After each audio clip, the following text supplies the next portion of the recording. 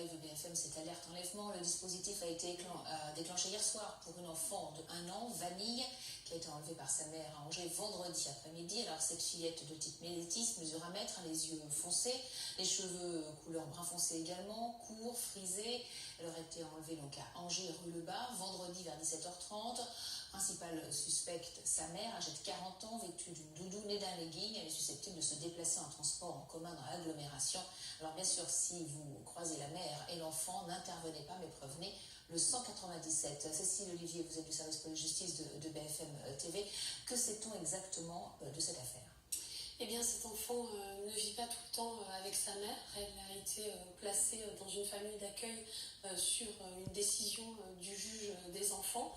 Et depuis 1 an, depuis la naissance, en fait, sa mère, qui a 39 ans, vivait au centre maternel d'Angers, ce qui lui permettait d'accueillir sa fille, de passer du temps avec elle à des intervalles assez réguliers. Vendredi, donc le 7 février, donc avant-hier, elle était censée remettre sa fille à une référente de l'aide sociale à l'enfance, sauf qu'elle ne l'a pas fait et qu'on est donc depuis sans nouvelles. C'est une femme qui est décrite comme quelqu'un d'instable, de fragile psychologiquement, quelqu'un qui a des problèmes psychiatriques et qui doit pour cela suivre un traitement. C'est ce que nous disent des sources policières et judiciaires.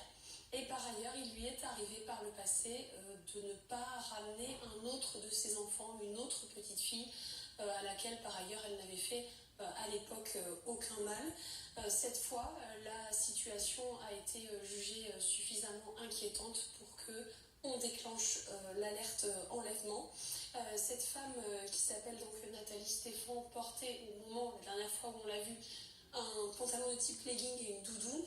Elle n'a pas de téléphone portable, ce qui complique les recherches. Elle n'est pas véhiculée, ce qui fait que les recherches se concentrent vraiment sur la région d'Angers.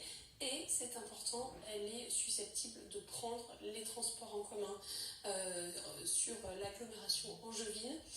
Si vous les apercevez, il est important de dire qu'il ne faut pas intervenir soi-même, mais il faut appeler le 197. Merci beaucoup Cécile Olivier pour toutes ces précisions. Dans l'actualité également.